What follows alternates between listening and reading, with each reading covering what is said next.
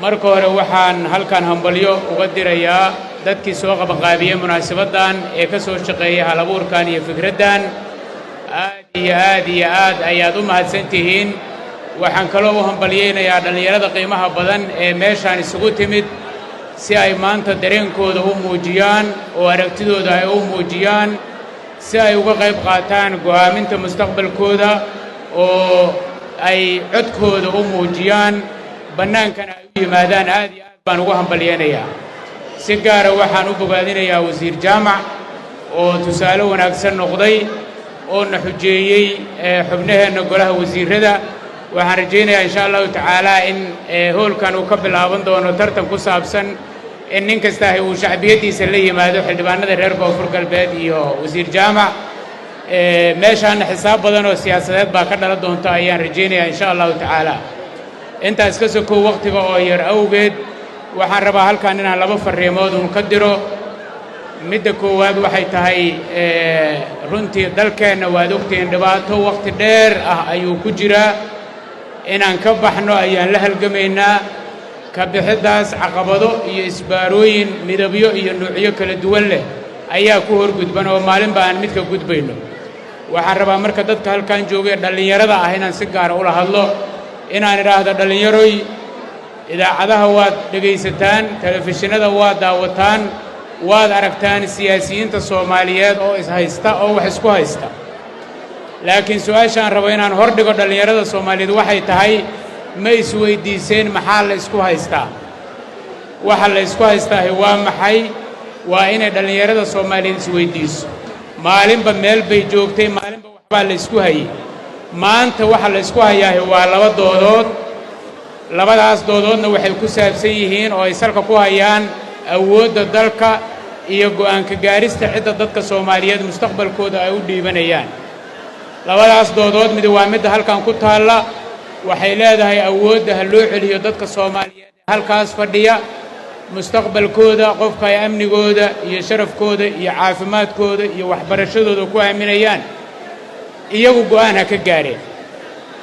doodina waxay leedahay maya yaan dadkaas nala kaga dhiibin mustaqbalkeenna kuma aamini karno danteenna kuma jirto annagoo 10 qofooda aan gorgortanno aan waxaan kala qaadan karna kala qaadanno talada yaan loo celinin dadka doodda horta taallaahi waa intaas marka qofka halkan yaallow haddii maanta awooddaadu ay ku eg tahay inaad facebook comment ku qorto oo talada soomaaliya inta aad ku leedahay ay intaas tahay fursadda ku hor taalle ee dawladdu ay u dagaalamayso ee la doonayo in lagu abuuro waa in qofka meesha ugu sarraysa talada dalkan ka gaarayo ilaa qofka ugu hooseeya ee xaafadda aad ku nooshaha go'aankeeda gaaraya adigu aad go'aansato marka waa nasiib darro haddii codkaagu uu labadaas kala saari waayo oo qofka raba inuu talada adiga kuu celiyo iyo qofka raba inuu talada kuu diido aad dhexdhexaad ka noqoto waa nasiib darro adiga kuu taal 60 sannadood waxa uu dalkeennu ka dhaqaaqi waayey waxa ugu weyn in dadka soomaaliyeed laga hor istaagay talada siyaabo kala duwan looga hor istaagay maantay taasaan u halgamaynaa dawladdu taasay doonaysaa dadka soomaaliyeedna codkooda waa in la maqlo kelimaddayda labaad ee aan ku soo gaabinayo waxay tahay waxaan rabaa dadka soomaaliyeed dhallinyaroy waxa lagu kala qaybiyo aaladda ugu weyn ee laydinku siro ee laydinkaga leexiyo hadafka runta ah ee dhammaantiin aad u nugushihiin waxaa la yidhaahdaa qabyaalad si hadafka laydinkaga leexiyo waxaa laydinku abuurayaa qabyaalad iyo kala qaybin reer hebel baa loo jeedaa reer hebel baa boobaya reer hebel baa laga badsanayaa reer hebel baa badan soomaali cidda badan iyo cidda yar sanduuqaa sheegi doona taladaa sheegi doonta sidaas daraaddeed waa inaad qabyaaladda diiddaan waa inaad codka ku qanacdaan oo dhahdaan qofkii soomaali wax ka rabaa halkaa ha yimaado si gaar ah dadka reer koonfur galbeed ee halkan fadhiya waxaan rajaynayaa in ay fahamsan yihiin danta dad badani ay u hortaagan yihiin in la codeeyo inay iyagu qayb ka yihiin marka waa inaad garataan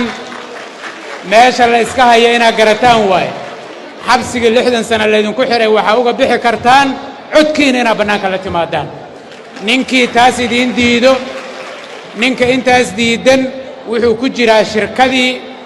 meeshii laydinku xiray in laydinka soo bixiyo diidanayd marka intaasaan idin leeyahay mar kaleeta waan idin hambalyaynayaa dhammaantiin qabanqaabiyaasha oo wasiirka iyo xildhibaanadu ay ugu horreeyaanna waa bogaadinayaa asalaamu calaykum waraxmatullaahi wabarakaatu